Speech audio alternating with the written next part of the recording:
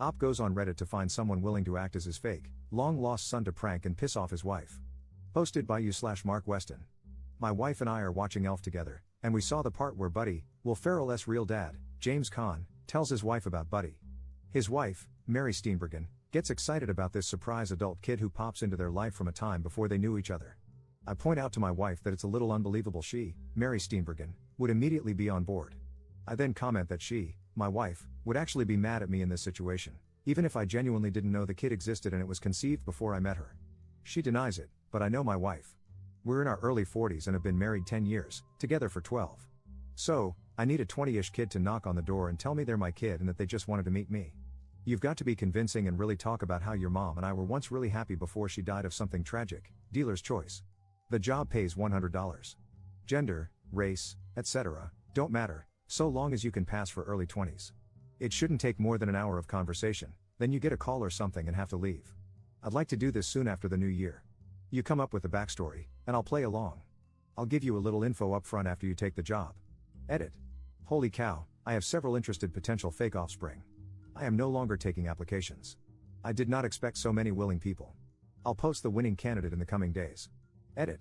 It looks like I not only have a potential fake kid, but the kid could actually pass as genetically mine. I will post an update in the first week of January, hopefully not from a shelter. Update 16 days later. First off, I am still married, and my wife thoroughly enjoyed the prank. I didn't even have to sleep on the couch. So, to the very dramatic naysayers, one of whom compared my prank to spousal abuse, several diagnosed me with a number of mental illnesses, and at least as many said I was childish and cruel. To you, I say, you're probably right. However, nah boo boo, stick your head in doo-doo. We've been married for a decade. We know each other well enough to understand what's over the line and what's funny.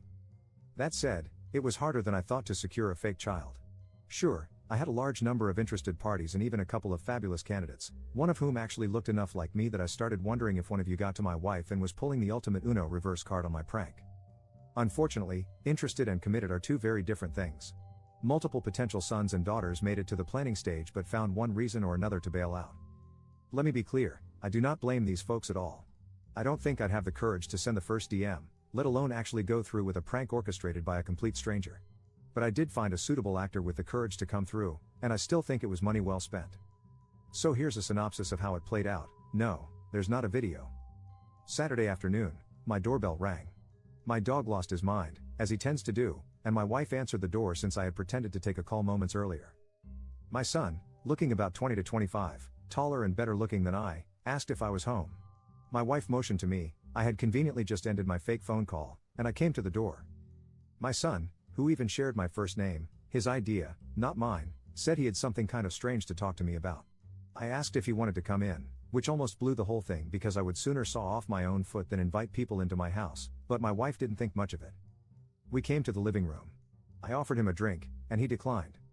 My son is an excellent actor, by the way. He would later say it was the anxiety of the situation and not wanting to mess up that made his nervous demeanor so convincing. This is from memory, but it's pretty much everything. I'll let my son chime in with details should he feel like outing himself. Do you remember old ex-girlfriend I mentioned at least once in my 10-year marriage in front of my wife? Yeah? That's my mother.